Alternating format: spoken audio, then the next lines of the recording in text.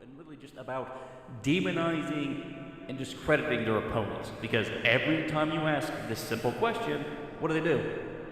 They run away from it. They refuse to answer. They ignore it. It's very suspicious that they do this. The more I look into church time I ask this simple question, and you've seen in video games. Hundreds. There's been hundreds of them. Shows 1, 2, 3, 4, I 5, take 6, it 7, as you don't barely really 10. Because Also, you that's don't. important. Not It's never about protecting neighbors. It's never about protecting kids. As an elf, not about the color they are actually white. So he's got maybe 7 or 8 here with red. I can't say it's not the evil. So he's got 1, 2, 3, 4, 5, 6, 7 here. There are hundreds. He has 7. But there are totally hundreds. He only has 7. A 16-year-old. In fact, he ran out of people so fast, he had to use an elf who was white, an orc who was not human.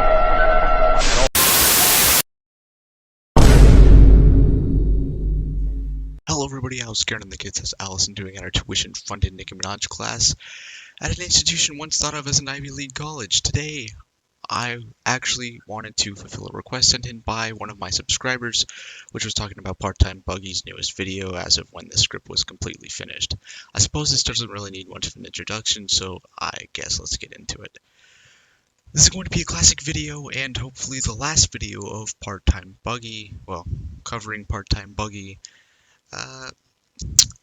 joined by my dog at approximately 11:59 p.m. So this should be interesting. I have no social life.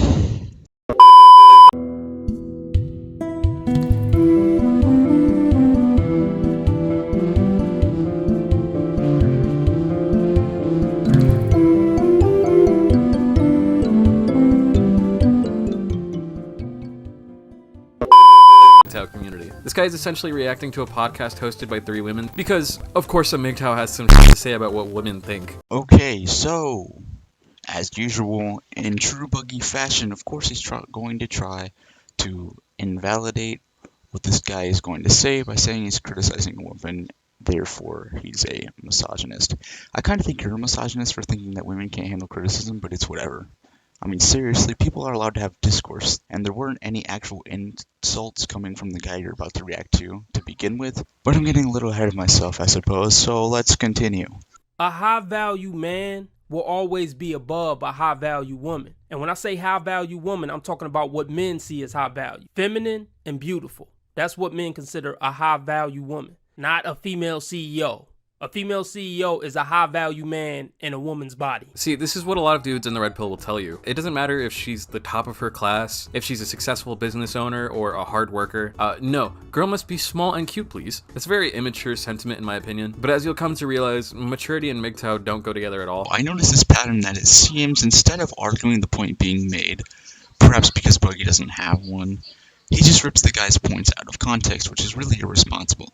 Now, I don't really agree with how this other guy worded it, but he was essentially saying that women have higher standards for men than men have for women. I mean, him making an issue out of this is kind of stupid, and Buggy could have very easily called him out for how irrelevant that is to a society as a whole. Their standards don't matter. Let their dating life decide if they're reasonable or not.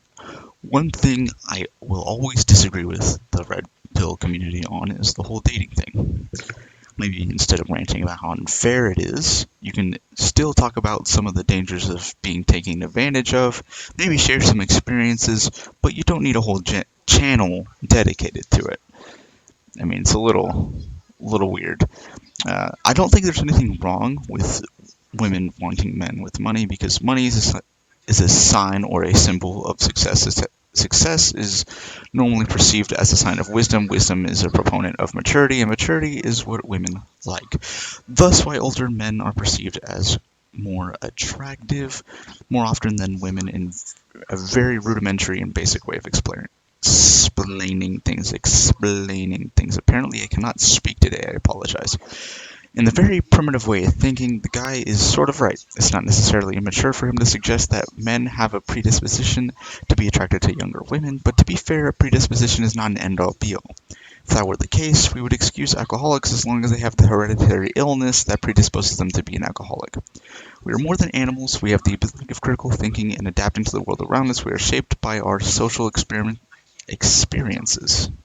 Not experiments, I apologize, and our environment, which allows for different people to have different preferences. And since the need for survival has dwindled, these feelings may be reduced significantly. To say that women generally want more men isn't a bad thing to point out. I mean, especially with movements like Health at Every Size or Haze and body positivity, which basically shames men for having preferences. A high value man will always be above a high value woman. But women always want to date up. Actually, bro, let me stop you right here so I can explain to the class why what you just said is obnoxious and sexist. Now, his exact words here are, a high-value man will always be above a high-value woman. Now, if we just drop these silly little adjectives here... Uh-oh, stinky. Now, I know I'm gonna get a swarm of MGTOWs saying that's not what he said, but when it comes to these types of guys, you really need to put your ear to the ground and really listen to the context of what he's saying. Basically, I don't need to tell you that he's sexist because he's just gonna keep proving that to you by himself. I don't really agree with how he said it either, but the English language is not an algebraic expression. You can't just combine like terms and use reverse order of operations. You actually have to look at the context in which he said it and what he was actually saying.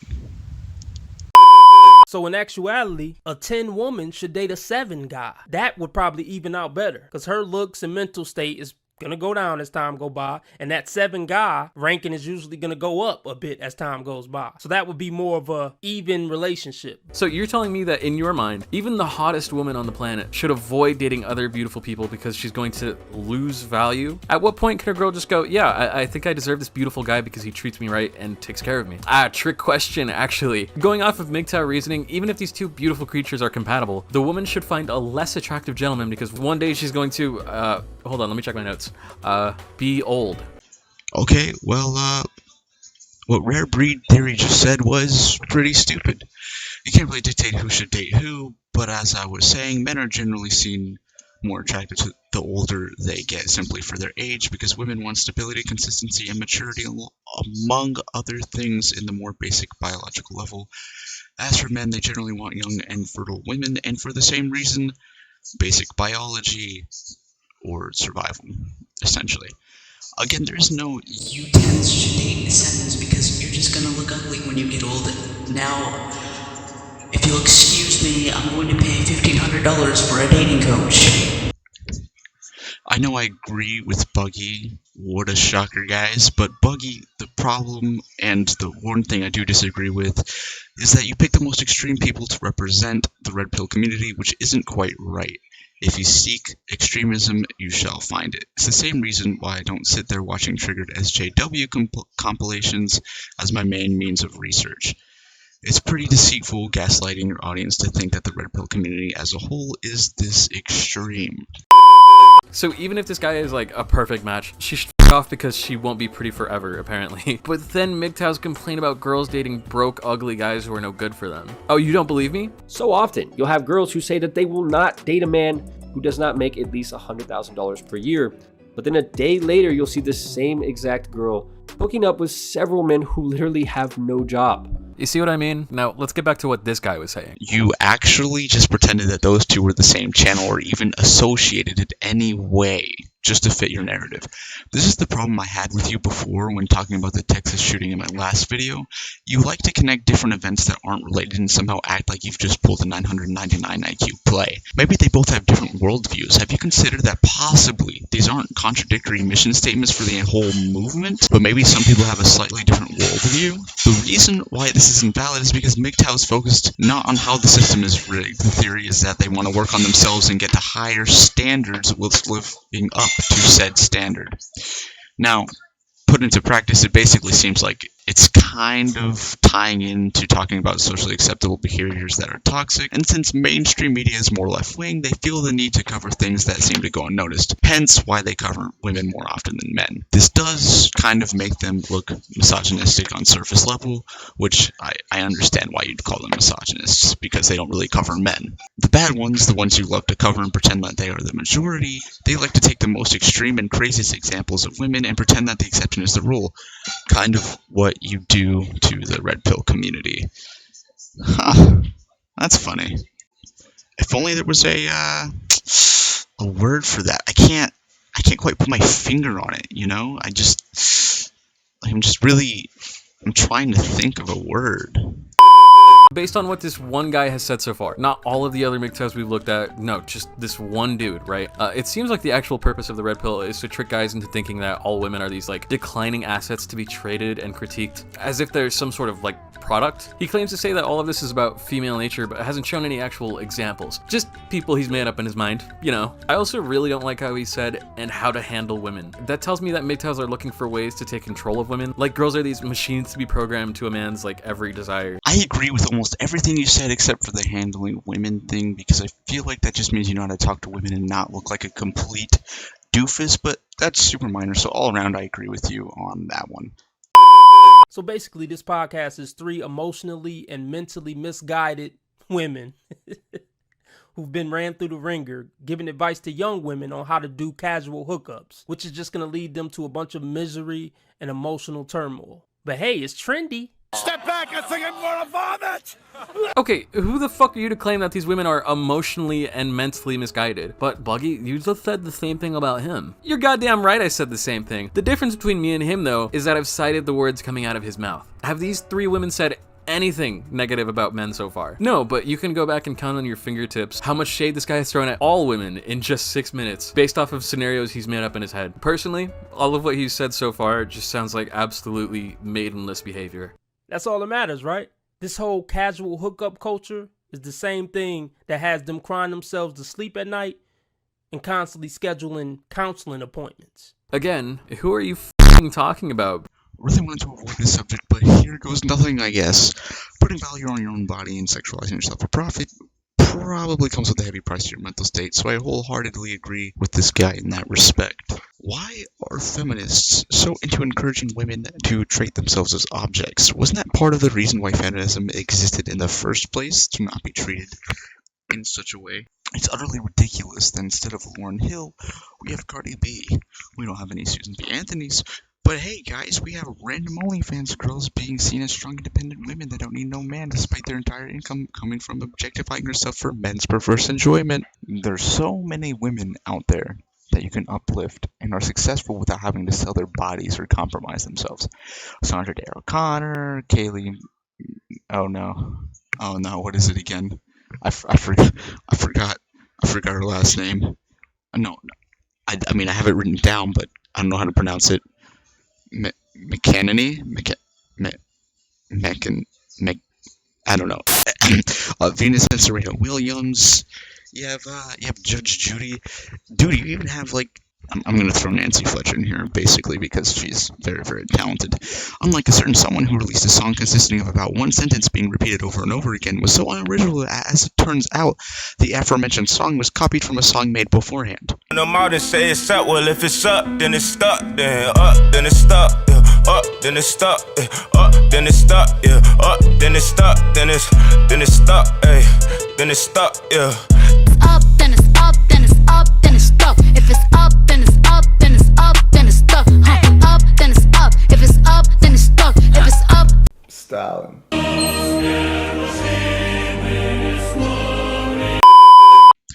What happened to when feminists were talking about being known for their mind, not their body? Seriously, what happened?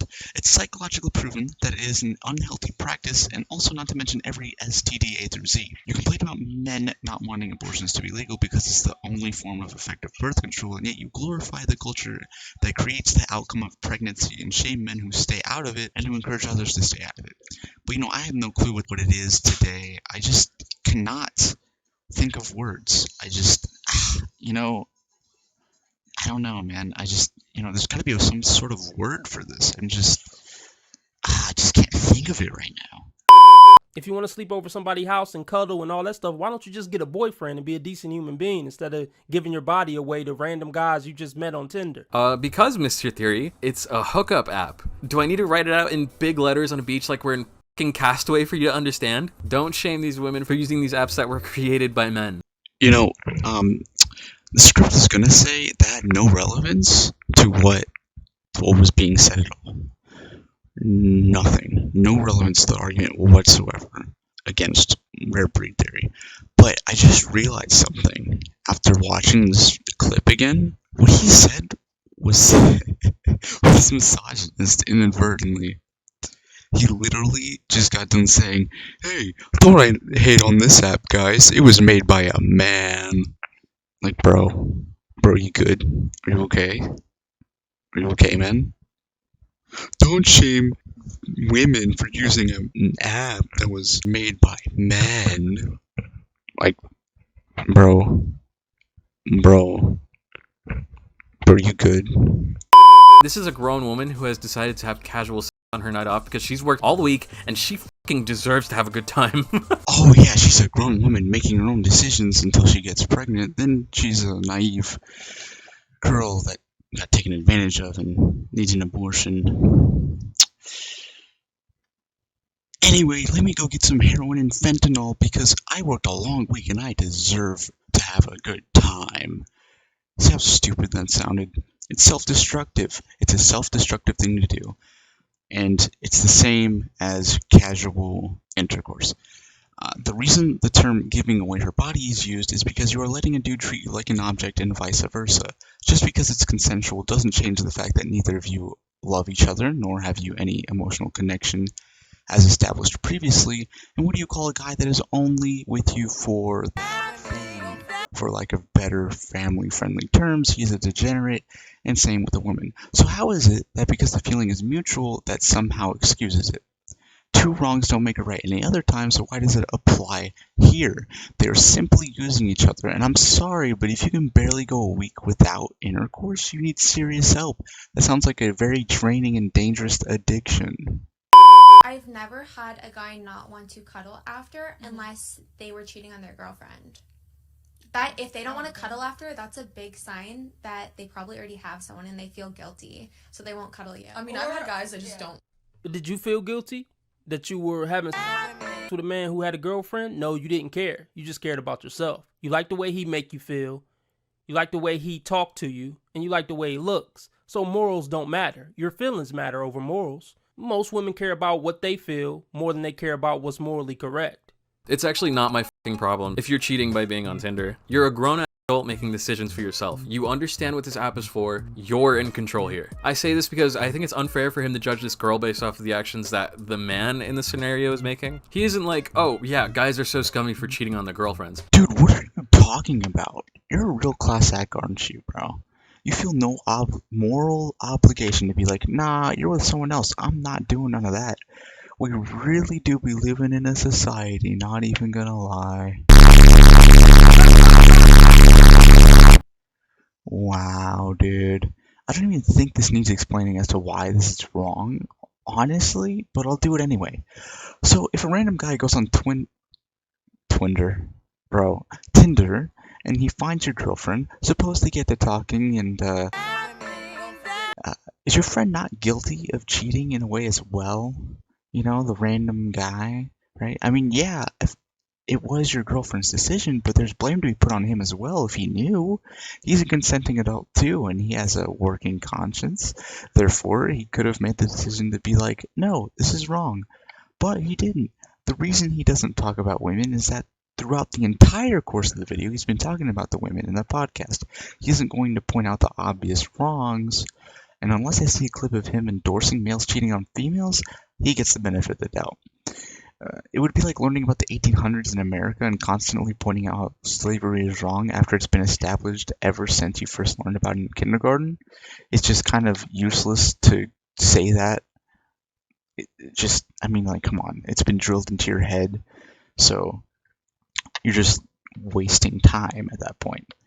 Also, he isn't blaming the woman. He's only suggesting that if she suspected he had a girlfriend, she should have kicked him out. But she didn't. It's a two-way street. She still wanted him regardless of if he had a girlfriend or not. And that is the real root of the issue. Right. It's all about manipulation. It's all about trying to get the guy to think you're better than what you actually are, that you look better than what you actually are, that you have better character than what you actually have. It's all about the facade and keeping the facade up so you can keep getting what you want from the man, whether that be attention, D, whatever it is. All right. I'm so fucking done. We as a group are making a bingo card out of all the that these guys say, because every time we do this, we end up hearing the same exact points being repeated over and over again. So we're gonna make this card and we're gonna add like girls taking selfies to the list, makeup being manipulative, girls only wanting guys with abs, the whole 9 yards, dude. We're gonna throw all of these onto a pile, okay? Now let's talk about what he said. Yes, that means we're gonna go ahead and rewatch this, by the way. Men really need to understand that women do not wake up in the morning and spend all this time on their makeup and hair to please men. For some girls, it's about confidence or just feeling pretty. It's not to trick you into wanting them. They don't give a if you want them, actually. How entitled you have to be to think that women go through all this to make you specifically happy. Towards the beginning of this video, he claimed that these women are egotistical testicles. Personally, they haven't said anything to make me think that they have an inflated ego, but this shit he's saying absolutely screams entitlement to me. This really is just another guy talking the shiznit to someone without even realizing that everything he's saying serves as a clear indicator of his own faults and personal issues.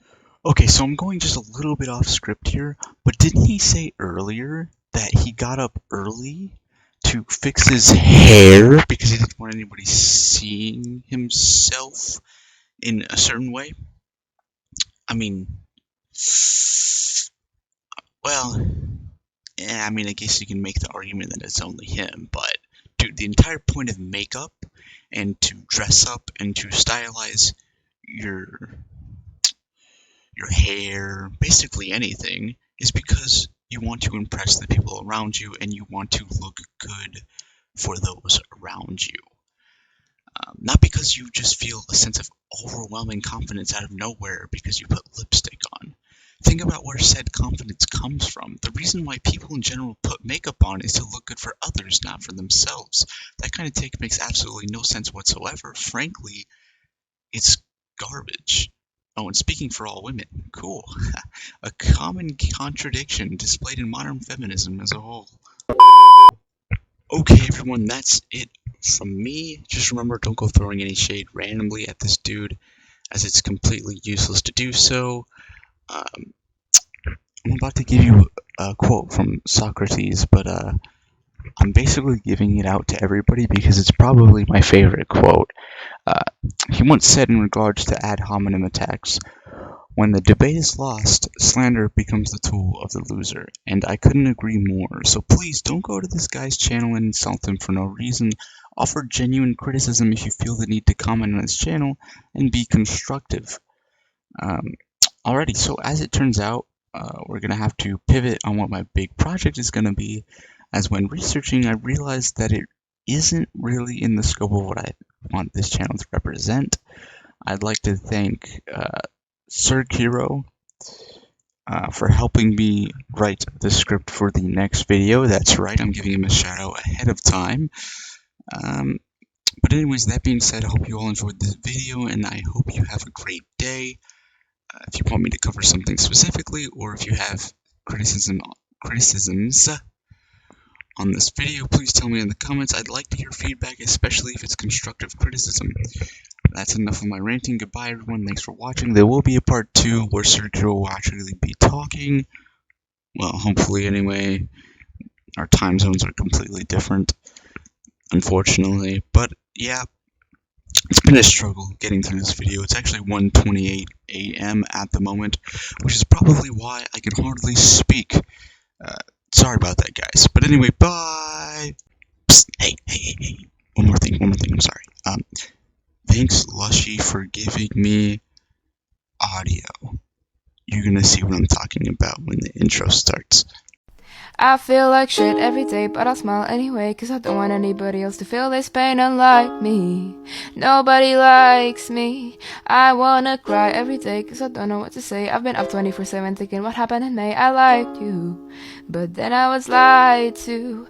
We grow up, I was thinking I can't wait till this is over, but then we get a little bit older and change everything.